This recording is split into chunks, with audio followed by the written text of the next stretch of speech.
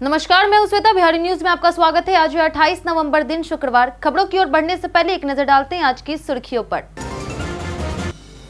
बिहार में महिलाओं के लिए बड़ी खुशखबरी। मुख्यमंत्री महिला रोजगार योजना के तहत आज खाते में आएंगे 10-10 हजार रुपए। दिसंबर तक सभी लाभार्थियों को मिलेगा लाभ। बीपीएससी एईडीओ परीक्षा में 9.8 लाख अभ्यर्थियों ने भरे फॉर्म। जनवरी में 2 से 3 चरणों में होगा परीक्षा। मार्च में आ सकता है रिजल्ट। बिहार सरकार की बड़ी कार्रवाई। न्यायालय को सौंपा गया 400 माफियों का नाम। 1208 और माफियों की संपत्ति भी की जाएगी जब्त। बिहार सरकार का बड़ा ऐलान। चक्रवात मोन्था और भारी बारिश से प्रभावित किसानों को मिलेगा आर्थिक मुआवजा। 2 दिसंबर तक करे आवेदन।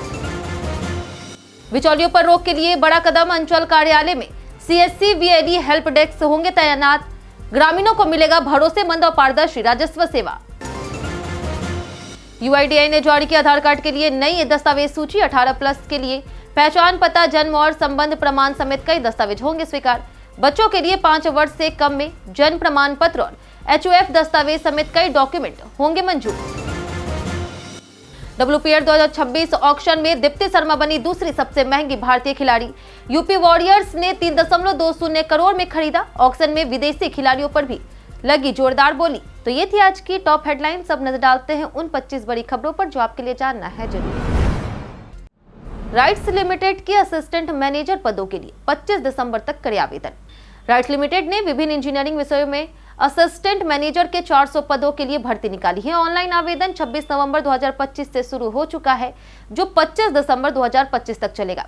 रिक्तियां सिविल में 120, इलेक्ट्रिकल में 55, मैकेनिकल में 150, मेटलर्जी में 26, रसायन में 11, आईटी में 14, फूड टेक्नोलॉजी में 12 और फार्मा में 2 पद है। क्षेत्रवार वितरण की बात करें तो उत्तर में 149, पूर्वी में 97, पश्चिम में 92, दक्षिण में 62 पद हैं। वहीं पात्रता की बात करें तो संबंधित क्षेत्र में पूर्णकालिक स्नातक डिग्री और पोस्ट ग्रेजुएशन के बाद कम से कम 2 साल का अनुभव होना जरूरी है। आयु सीमा 40 वर्ष। वहीं आरक्षित वर्गों को छूट मिलेगी। आवेदन शुल्क की बात करें तो सामान्य ओबीसी के लिए 600 रुपए, ईडब्ल्यूएस, SC, ST, PWBD के लिए 300 रुपए है। आवेदन राइट्स करियर पोर्टल पर होगा। बिहार में आज महिलाओं के खाते में आएंगे 10-10 हजार रुपए। मुख्यमंत्री महिला रोजगार योजना के तहत आज बिहार की 10 लाख महिलाओं के बैंक खातों में 10-10 हजार रुपए भेजे जाएंगे। इसमें ग्रामीण क्षेत्र की 9.5 लाख और शहरी क्षेत्र की 50,000 महिलाएं शामिल है। यह सभी जीविका समूह से जुड़ी है। इस योजना के तहत अब तक 1.40 करोड़ महिलाओं के खाते में राशि भेजी जा चुकी है।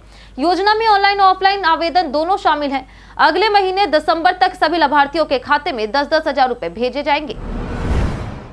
बिहार में रिक्त पदों पर तेज होगी नियुक्ति प्रक्रिया।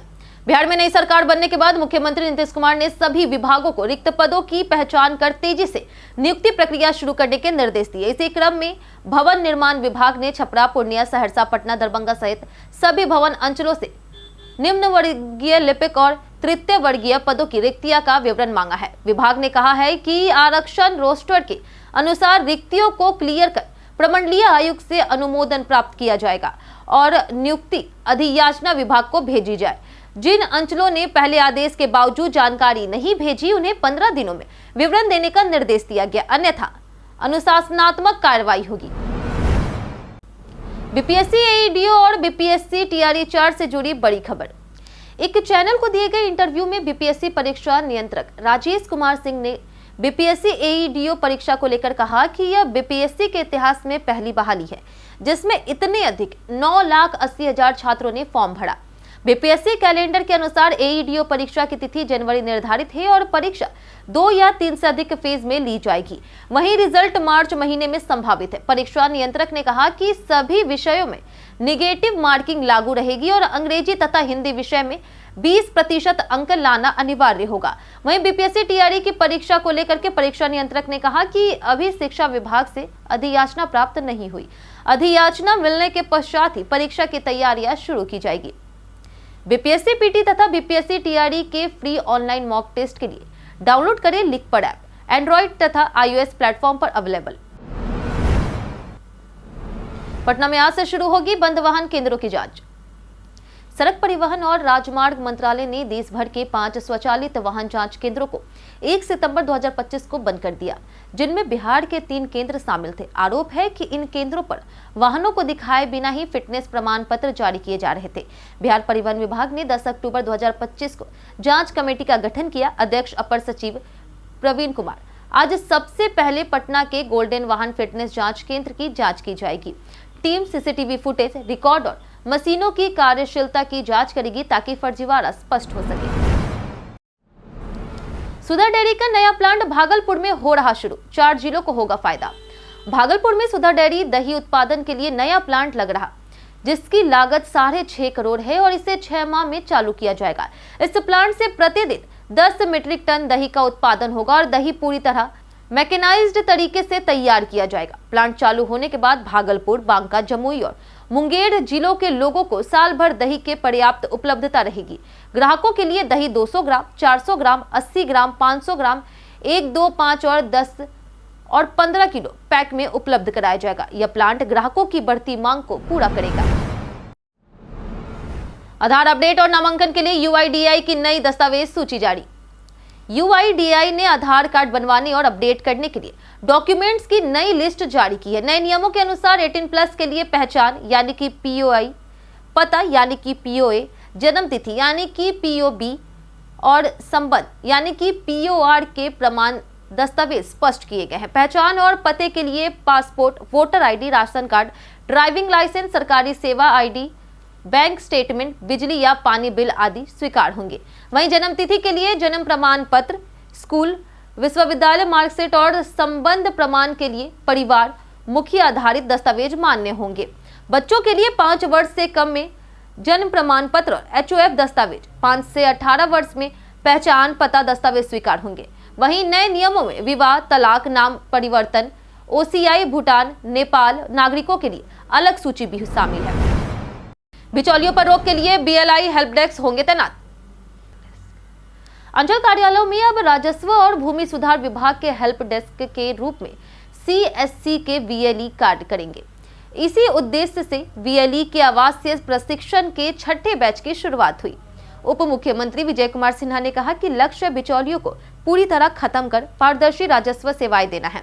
अपर मुख्य सचिव दीपक कुमार सिंह ने बताया कि VLE ग्रामीण नागरिकों को सही जानकारी, भरोसेमंद परामर्श और तुरंत ऑनलाइन सेवा उपलब्ध कराएंगे। गलत मोबाइल नंबर, अधूरे आवेदन जैसी समस्याएं भी दूर होगी। विभाग ने चेतावनी दी कि VLE पूरी ईमानदारी से काम करे वरना कार्रवाई होगी। सभी 70,000 VLE को चरणबद्ध तरीके से प्रशिक्षित किया जाएगा। बिहार सरकार जल्द माफियों की संपत्ति करेगी जब्त। बिहार सरकार राज्य के माफियों की संपत्ति जब्त करने की तैयारी में है। पुलिस महानिदेशक विनय कुमार के अनुसार पहले 400 माफियों की सूची न्यायालय को सौंप दी गई है, जिसमें भू माफिया, बालू माफिया और बड़े अपराधी शामिल है। आदेश मिलने पर उनकी संपत्ति जब्त की जाएगी। इसके अलावा 1208 लोगों की और सूची बनाई जा रही है, जिसकी संपत्ति भी न्यायालय आदेश के बाद जब्त होगी। साथ ही स्कूल कॉलेजों के आसपास सुरक्षा के लिए IF टीचिंग स्क्वाड के लिए 2000 स्कूटी खरीदी जाएगी। अपराधियों पर कड़ी कार्रवाई और कानूनी व्यवस्था सुनिश्चित की जाएगी। 2 दिसंबर तक आवेदन कर किसानों को मिलेगा आर्थिक मुआवजा। बिहार सरकार ने चक्रवात मोन्था और अक्टूबर के अंतिम सप्ताह की भारी बारिश से प्रभावित किसानों को राहत देने का निर्णय लिया है। जिन किसानों की 33% से अधिक फसल नष्ट हुई है, उन्हें कृषि इनपुट सब्सिडी योजना के तहत मुआवजा मिलेगा। आवेदन ऑनलाइन करना होगा। इसके लिए किसान अपने 13 अंकों के पंजीकरण नंबर का उपयोग करेंगे। आवेदन dbtagriculture.bihar.gov.in या कृषि विभाग की आधिकारिक वेबसाइट से किया जा सकता है। मुआवजा राशि असिंचित फसल 8,500 प्रति हेक्टेयर, सिंचित फसल 17,000 प्रति हेक्टेयर, गन्ना और बारहमासी फसल 22,500 प्रति हेक्टेयर होगी। अधिकतम 2 हेक्टेयर तक मुआवजा मिलेगा। अंतिम तिथि 2 दिसंबर है। गीजर खरीदने के समय इन बातों का रखें ध्यान। सर्दियों में गर्म पानी के लिए गीजर का उपयोग आम है, लेकिन खरीदते समय कुछ बातों का ध्यान रखना जरूरी है। सबसे पहले बजट तय करें और घर के स्पेस के अनुसार सही गीजर चुनें। हमेशा भरोसेमंद ब्रांड का गीजर खरीदें ताकि लंबे समय तक सर्विस और भरोसा मिल सके। सेफ्टी फीचर्स जैसे कि ऑटो कट ऑफ और अन्य सुरक्षा उपाय जरूरी है। गीजर के प्रकार, स्टोरेज या इंस्टेंट को परिवार की जरूरत के अनुसार चुनें। साथ ही एनर्जी रेटिंग पर ध्यान दें। 4 या 5 स्टार रेटिंग वाले गीजर बिजली की बचत में मदद करते हैं और किफायती साबित होते हैं। पंकज त्रिपाठी की बेटी आश्री त्रिपाठी बॉलीवुड में करेगी डेब्यू। एक्टर पंकज त्रिपाठी की बेटी आश्री त्रिपाठी भी एक्टिंग की दुनिया में कदम रखने जा रही। पंकज ने बताया कि आश्री फिलहाल थिएटर कर रही और भविष्य में बॉलीवुड में डेब्यू करेगी, लेकिन उनके डेब्यू फिल्म का विवरण अभी तय नहीं हुआ। आश्री ने अपना पहला नाटक लाइलाज किया, जिसे उनकी मां मृदुला त्रिपाठी ने प्रोड्यूस। पंकज त्रिपाठी ने बताया कि उन्होंने क्रिटिक की तरह नाटक देखा और कोई गलती नहीं पाई। वर्क फ्रंट पर पंकज हाल ही में फिल्म मेट्रो इन दिनों में नजर आए थे और अब पारिवारिक फिल्म में अदिति राव हैदरी के साथ काम कर रहे हैं। बिहारी बर्थडे स्पेशल में आज बात होगी कामेश्वर सिंह की। महाराजा धीराज सर कामेश्वर सिंह गौतम बहादुर दरभंगा के महाराजा और समाज सेवी थे। वे 1929 से लेकर के 1952 तक मिथिला में अपनी पारिवारिक संपदा पर राज करते रहे। खेलों के संरक्षक और अखिल भारतीय फुटबॉल महासंघ के संरक्षक थे। स्वतंत्रता के बाद झारखंड पार्टी से राज्यसभा सदस्य बने। उन्होंने शिक्षा, संस्कृति और धर्मार्थ कार्यों में योगदान दिया। जैसे कामेश्वर सिंह दरभंगा संस्कृत विश्वविद्यालय और मिथिला स्नातकोत्तर शोध संस्थान के लिए भूमि और धनदान। उद्योगपति भी थे, जिनके नियंत्रण में चीनी, जूट, कपास, कोयला और प्रिंट मीडिया सहित 14 कंपनियां थी। उनके नाम पर अस्पताल और पुस्तकालय भी है। नेपाली मुद्रा के साथ तस्कर गिरफ्तार।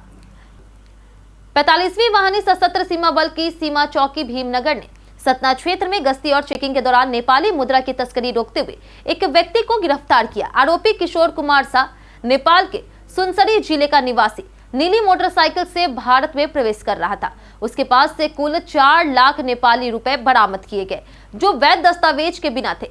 आरोपी बरामद मुद्रा और मोटरसाइकिल को थाना भीमनगर को अग्रिम वैधानिक कार्रवाई हेतु सौंप दिया गया। यह कार्रवाई एसएसबी के कमान अधिकारी जेके शर्मा और अन्य बल कर्मियों की निगरानी में हुई। डालमिया नगर में 29 नवंबर को लगेगा 1 दिवसीय जॉब कैंप। डालमिया नगर के अवर प्रादेशिक नियोजनालय में 29 नवंबर को 1 दिवसीय जॉब कैंप आयोजित किया जाएगा। इस कैंप में अमधानी प्राइवेट लिमिटेड के लिए सीनियर एसोसिएट और असेंबली लाइन ऑपरेटर के 20 पदों पर योग्य आवेदकों का चयन किया जाएगा। चयनित उम्मीदवारों को महीने में 12,000 से 20,000 रुपए वेतन मिलेगा। आयु सीमा 18 से 35 वर्ष है। वहीं शैक्षणिक योग्यता 10वीं या 12वीं ITI स्नातक अनिवार्य है। आवेदन के लिए पते का प्रमाण, पैन कार्ड, फोटो, शैक्षणिक दस्तावेज और बैंक पासबुक लाना जरूरी है। पुरुष और महिला दोनों उम्मीदवार इस अवसर में भाग ले सकते हैं और चयनित उम्मीदवारों को सभी सुविधाएं प्रदान की जाएगी। बिहार में 2-3 दिनों तक छाएगा कोहरा। बिहार में ठंड बढ़ रही है और पिछले 24 घंटे में न्यूनतम तापमान 2 से 4 डिग्री गिरा। मौसम विज्ञान केंद्र के अनुसार अगले 2 से 3 दिनों में और 1 से 3 डिग्री गिरावट हो सकती है। पटना, बेतिया, गोपालगंज समेत कई जिलों में सुबह शाम घना कोहरा और विजिबिलिटी 100 से 200 मीटर तक रही। पटना एयरपोर्ट पर फ्लाइटें देर से आई और गई भी। स्पाइसजेट की एक फ्लाइट रद्द भी हुई। वहीं आज भी सुबह हल्का कोहरा छाया रहेगा। दिन में मौसम सामान्य रहेगा। वहीं न्यूनतम तापमान 12 से 13 डिग्री सेल्सियस और अधिकतम 26 से 27 डिग्री सेल्सियस अनुमानित है। आवाजाही पर कोहरे का असर बना रहेगा। आरआरबी एनटीपीसी यूजी सीबीटी 2 परीक्षा 20 दिसंबर 2025 को होगी आयोजित। रेलवे भर्ती बोर्ड ने एनटीपीसी अंडर ग्रेजुएट सीबीटी 2 परीक्षा की तारीख 20 दिसंबर 2025 घोषित की है। केवल वही उम्मीदवार इस परीक्षा में शामिल हो सकते हैं जिन्होंने सीबीटी 1 क्वालिफाई किया हो। कुल 3058 पदों के लिए भर्ती होगी, जिसमें वाणिज्यिक सर टिकट क्लर्क, लेखा क्लर्क, कनिष्ठ क्लर्क और रेल क्लर्क शामिल है। सिटी इंटीमेशन स्लिप 9 से 10 दिसंबर और एडमिट कार्ड 16 दिसंबर तक ऑनलाइन जारी होगा।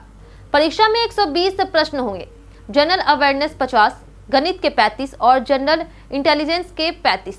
वहीं समय 90 मिनट। बायोमेट्रिक वेरिफिकेशन के लिए आधार कार्ड अनिवार्य है। शेड्यूल rrbcd.gov.in से डाउनलोड किया जा सकेगा। मुख्य सचिव ने स्वस्थ जल परियोजनाओं की समीक्षा के दिए निर्देश।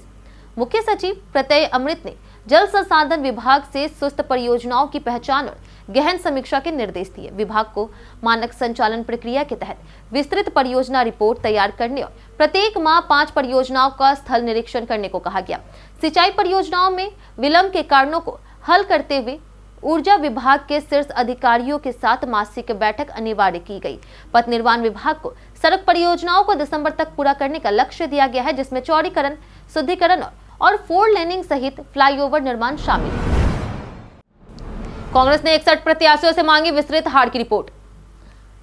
बिहार विधानसभा चुनाव में केवल 6 सीटें जीतने के बाद कांग्रेस ने अपनी हार पर गंभीर समीक्षा शुरू की।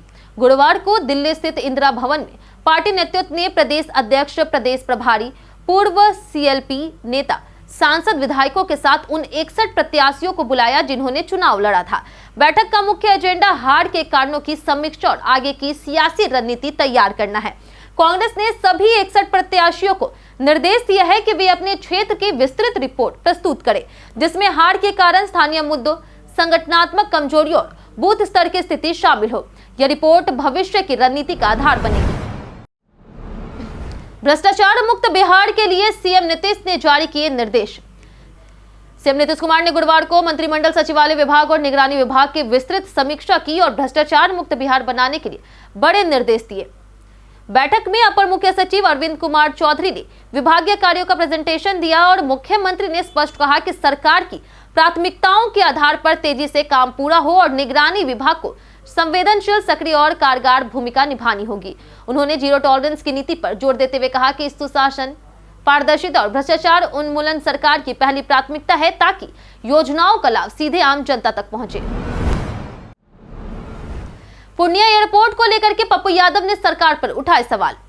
पूर्णिया एयरपोर्ट को लेकर के सियासी बहस फिर से तेज हो गई। सांसद पप्पू यादव ने राज्य सरकार पर उदासीनता का आरोप लगाया और कहा कि अगर सरकार गंभीर होती तो एयरपोर्ट का विकास तेजी से होता। केंद्रीय नागर विमानन मंत्री के पत्र के अनुसार चेन्नई से भी उड़ान शुरू हो सकती है। पप्पू यादव ने एयरपोर्ट का नाम फणीश्वर नाथ रेणुया भोला पासवान शास्त्री पर रखने की मांग दोहराई। वर्तमान में इंडिगो और स्टार एयर से कोलकाता, दिल्ली, अहमदाबाद और हैदराबाद के लिए उड़ानें संचालित हो रही। चेन्नई रूट वाणिज्यिक निर्णय पर निर्भर करेगा। एनपीसीआई भीम ने लॉन्च किया UPI circle full delegation feature. NPCI भीम सर्विस लिमिटेड ने UPI circle full delegation feature launch किया है, जो परिवार और भरोसेमंद लोगों को सीधे आपके बैंक अकाउंट से यूपीआई पेमेंट करने की अनुमति देता है। इसमें मासिक 15,000 रुपए की लिमिट होती है और यह सुविधा 5 साल तक वैध रहती है। मुख्य यूजर पेमेंट की जानकारी हमेशा देख सकते हैं। यह फीचर बुजुर्गों, बच्चों और छोटे मोटे व्यवसायियों के लिए मददगार है। भीम ऐप में इसे इस्तेमाल करने के लिए यूपीआई सर्कल में व्यक्ति को इनवाइट करें, मासिक लिमिट और अवधि सेट करें और बैंक अकाउंट चुनें और यूपीआई पिन से वेरीफाई करें। दीप्ति वर्मा बनी WPL की दूसरी सबसे महंगी भारतीय खिलाड़ी। WPL 2026 ऑक्शन में खिलाड़ियों पर जमकर बोली लगी, जिसमें दीप्ति शर्मा सबसे बड़ा आकर्षण रही। दिल्ली ने बोली शुरू की, लेकिन यूपी वॉरियर्स ने RTM का उपयोग कर उन्हें 3.20 करोड़ में खरीद लिया। वह WPL इतिहास की दूसरी सबसे महंगी भारतीय खिलाड़ी बनी। इससे पहले स्मृति मंथाना शीर्ष पर थी, जिन्हें 3.40 करोड़ में खरीदा गया था। ऑक्शन में अमीलिया केर 3 करोड़ में Mumbai Indians, Sophie Devine 2 crore में गुजरात, मैगलेनिंग 1.9 करोड़ में यूपी और लॉरा 1.9 करोड़ में बेंगलुरु द्वारा खरीदी गई। कई विदेशी खिलाड़ियों पर भी जोरदार बोली देखने को मिली। कई कारणों से दर्ज है भारत के इतिहास में आज की तारीख। 1890 में समाज सुधारक और क्रांतिकारी ज्योतिबा फूले का निधन हुआ। 1927 में प्रसिद्ध भारतीय चिकित्सक प्रमोद करण सेठी का जन्म हुआ। 1945 में साहित्य जगत में योगदान देने वाले अमर गोस्वामी का जन्म हुआ। फिल्म और थिएटर क्षेत्र में BN सरकार 1980 और 1981 में शंकर शेष का निधन हुआ। वहीं 1979 में हिंदी साहित्य के प्रमुख उपन्यासकार देवनारायण द्विवेदी का निधन हुआ। संचार साथी पोर्टल से आम लोग भी कर सकेंगे फोन ट्रेस। भारत सरकार का डिजिटल टूल संचार साथी बिहार में तेजी से लोकप्रिय हो रहा। यह मोबाइल का IMEI नंबर ट्रैक कर चोरी या फिर खोए फोन की लोकेशन बताता है। जून से अक्टूबर 2025 में बिहार में 69,478 मोबाइल ब्लॉक किए गए। वहीं 47,065 ट्रेस किए गए और केवल 6,131 रिकवरी हुई, यानी कि रिकवरी दर लगभग 13% रही। बेगूसराय, मोतिहारी और नालंदा में रिकवरी बेहतर रही, जबकि पटना, मुजफ्फरपुर और मधुबनी में कम रही। रिकवरी में कमी का कारण पुलिस कार्रवाई में देरी, फोन का दूसरे राज्यों में जाना और IMEI बदलने वाले गिरोह हैं। आम लोग भी पोर्टल से फोन ब्लॉक और ट्रेस कर सकते हैं। हम प्रतिदिन आपसे 5 ऐसे जरूरी सवाल उसके जवाब बताएंगे जो कि BPSC, बिहार पुलिस दरोगा समेत SSC जैसे अन्य प्रतियोगी परीक्षाओं में काम आएंगे। सवाल इतिहास, बिहार स्पेशल, विज्ञान, करंट अफेयर्स और भूगोल से रहेंगे। पूछे गए 5 सवाल में आपने कितना सही जवाब दिए हमें कमेंट करके जरूर बताएं। तो हमारा पहला सवाल है, किस अधिनियम द्वारा हिंदी को बिहार की आधिकारिक भाषा बनाया गया? ऑप्शन ए है बिहार राजभाषा अधिनियम 1950, ऑप्शन बी है बिहार राजभाषा अधिनियम 1952, ऑप्शन सी है बिहार राजभाषा अधिनियम 1958 या फिर ऑप्शन डी बिहार राजभाषा क्षेत्रीय भाषा अधिनियम 1960। इसका सही जवाब है ऑप्शन ए बिहार राजभाषा अधिनियम 1950। हमारा दूसरा सवाल है कि युक्ति योजना किस वर्ष शुरू की गई थी? ऑप्शन ए है 2009, ऑप्शन बी है 2019, ऑप्शन सी है 2005 या फिर ऑप्शन डी 2011। इसका सही जवाब है ऑप्शन डी 2011। हमारा तीसरा सवाल है कि बिहार का कौन सा जिला पश्चिम बंगाल और नेपाल के साथ अपनी सीमा साझा करता है? ऑप्शन ए है पूर्णिया, ऑप्शन बी है कटिहार, ऑप्शन सी है किशनगंज या फिर ऑप्शन डी सिवान। इसका सही जवाब है ऑप्शन सी किशनगंज। हमारा चौथा सवाल है कि इनमें से कौन बिहार का पड़ोसी राज्य नहीं है? Option A Paschim Bengal, option B Uttar Pradesh, option C है झारखंड या फिर ऑप्शन डी सिक्किम। इसका सही जवाब है ऑप्शन डी सिक्किम। हमारा आखिरी सवाल है कि भारत में सर्वाधिक अमरूद उत्पादक राज्य कौन सा है? ऑप्शन ए है बिहार, ऑप्शन बी है उत्तर प्रदेश, ऑप्शन सी है पश्चिम बंगाल, ऑप्शन डी हरियाणा।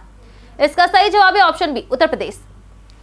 बीते दिन हमारे द्वारा पूछे गए सवाल का जवाब आप लोगों में से बहुत लोगों ने हमारे कमेंट बॉक्स सेक्शन में लिख कर दिया है। जिन्होंने हमारे द्वारा पूछे गए सवाल का जवाब दिया उनके नाम है सूरज रॉय, रवि मोहन वर्मा, पुष्पा कुमारी, अतीक खान, राजकिशोर महतो, विजय सिंह, अशोक दास, टिंकू कुमार, राकेश मिश्रा, दयानंद सिंह, विजय घायल, सुकांत शंकर, दीपक कुमार, अब्दुल मनान, रवि शंकर, रंजीत मिश्रा, श्रवण कुमार, वीना कुमारी, नवीन कुमार, पंचनंद सिंह, कुंदन कुमार, ब्रजमोहन रॉय, मुरली पासवान, सनी कुमार, सागर कुमार, प्रमीला कुमारी, अल्तमस खान, संजीव कुमार, अनवर करीम खान, साक्षी सिंह, चंदन यादव, गौरव कुमार और नूर हसन।